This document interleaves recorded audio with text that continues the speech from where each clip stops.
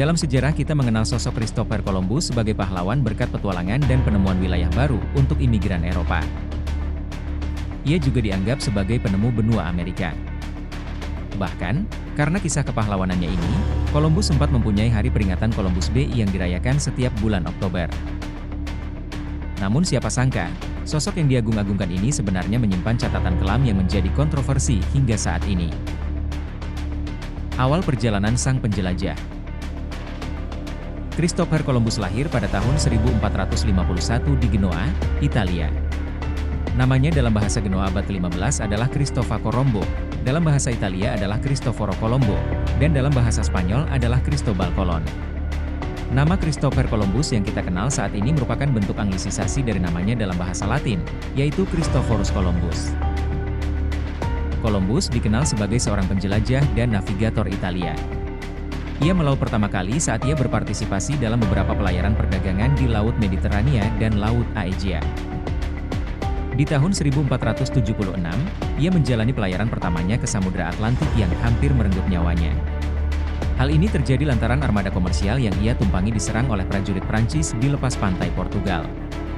Peristiwa ini membuat kapalnya terbakar dan ia harus berenang ke pantai Portugis, di mana dia kemudian menetap di kota Lisbon.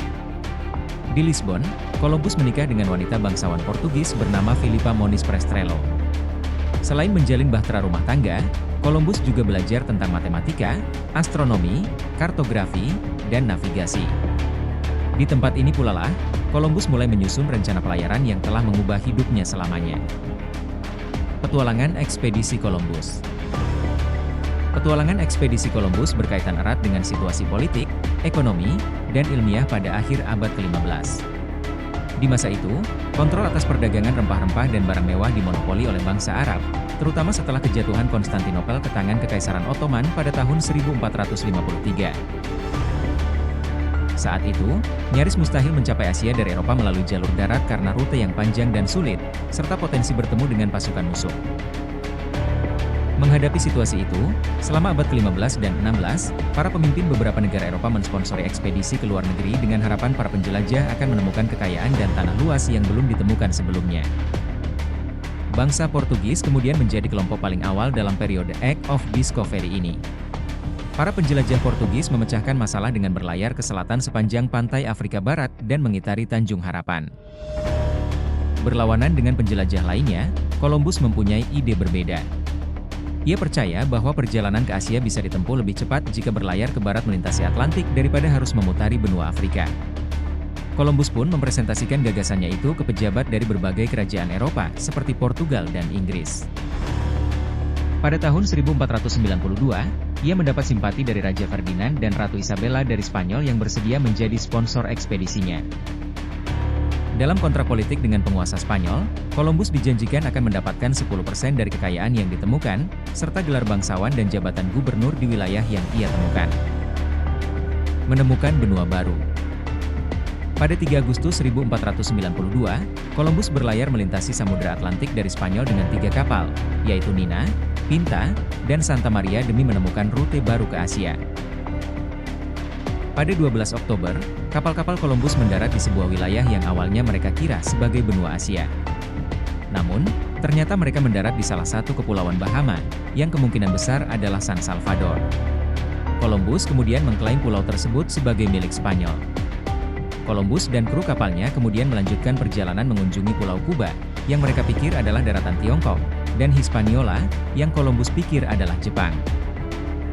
Setelah itu, Columbus berlayar pulang dengan 2 kapal tersisa dan kembali ke Spanyol pada tahun 1493 untuk memberi laporan ke pihak istana kerajaan. Ia meninggalkan sekitar 39 awak kapalnya di Hispaniola untuk mengelola wilayah tersebut. Pada September 1493, Columbus kembali melakukan ekspedisi untuk menjelajahi lebih banyak pulau di Samudra Karibia. Di pelayaran kedua ini, Columbus berlayar dengan 17 kapal dan perbekalan untuk mendirikan koloni permanen di Amerika. Kekejaman Columbus dan genosida penduduk asli. Saat menginjakan kaki di Bahama pada tahun 1492, Columbus dan kru kapalnya mendapat sambutan hangat dari penduduk asli Arawak, atau suku Indian, dengan hangat dan penuh hormat. Dalam jurnalnya, ia bahkan menuliskan bahwa mereka dengan murah hati membawa burung beo, tombak, dan bola kapas. Penduduk Arawak yang tidak bersenjata bukanlah ancaman. Namun, Columbus justru memanfaatkan keramahan mereka dan memanipulasi mereka untuk bertindak sebagai pelayan. Dalam jurnalnya, Columbus menuliskan, "Begitu saya tiba di Hindia, di pulau pertama yang saya temukan, saya mengambil paksa beberapa penduduk asli agar mereka bisa belajar dan memberi saya informasi tentang apapun yang ada di tempat ini." Begitu menginjakan kaki di Bahama, Columbus langsung menunjukkan sifat serakahnya. Dia memerintahkan anak buahnya untuk menangkap penduduk setempat, suku Arawak, untuk dijadikan budak. Selama bertahun-tahun, Columbus memberlakukan kebijakan kerja paksa yang mengharuskan penduduk asli bekerja demi keuntungannya. Columbus memaksa penduduk asli untuk menambang emas atau bekerja di perkebunan. Mereka yang gagal memenuhi kuota akan mendapat hukuman yang sangat kejam, seperti pemotongan tangan. Saat kembali melakukan perjalanan pulang dari Karibia, Columbus memuat 17 kapal dengan ribuan orang dari Pulau Hispaniola untuk dijual sebagai budak ke Spanyol. Sayangnya, banyak dari mereka tidak pernah mencapai negara itu. Kondisi perjalanan yang panjang dan sulit menewaskan 200 orang dari mereka. Saat kapal budak mereka tiba, orang-orang Spanyol seringkali yang terlalu lelah untuk mengurus tawanan mereka.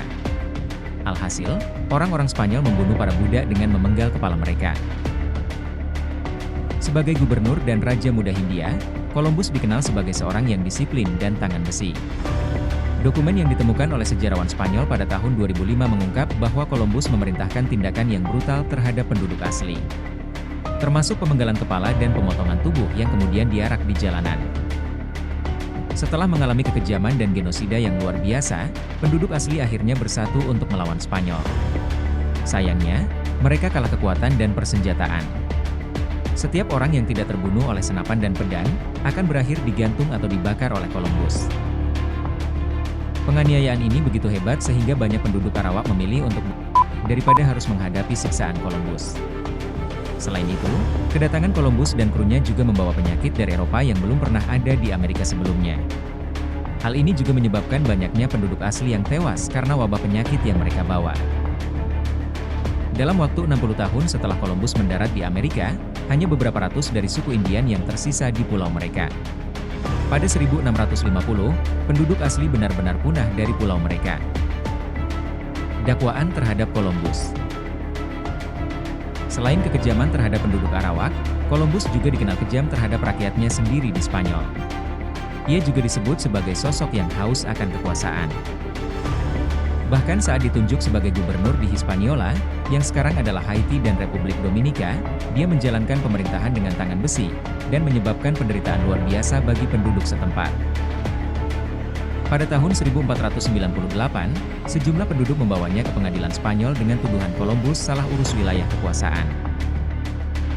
Di tahun 1500, Raja dan Ratu Spanyol mengirimkan seorang administrator kerajaan yang menahan Columbus dan saudara-saudaranya dan mengirim mereka pulang ke Spanyol. Spanyol kemudian terpaksa mengirim gubernur lain yang lebih cocok untuk menggantikannya. Karena jasa penjelajahan dan ketenarannya, sebagian besar dakwaan Columbus dihapus pada tahun 1502. Akhirnya, ia mendapat pengampunan sehingga dia dapat bebas, meski kehilangan jabatan gubernur dan sebagian besar prestisnya. Yang ironis, meski mempunyai catatan sejarah yang kelam, Columbus masih sering digambarkan sebagai pahlawan dalam buku-buku sejarah. Padahal, perilakunya lebih mencerminkan seorang penjajah yang haus akan kekayaan dan kekuasaan, bukan seorang penjelajah yang mulia. Bagaimana menurut Sobat Panda Reveal? Apakah Columbus masih pantas disebut sebagai pahlawan?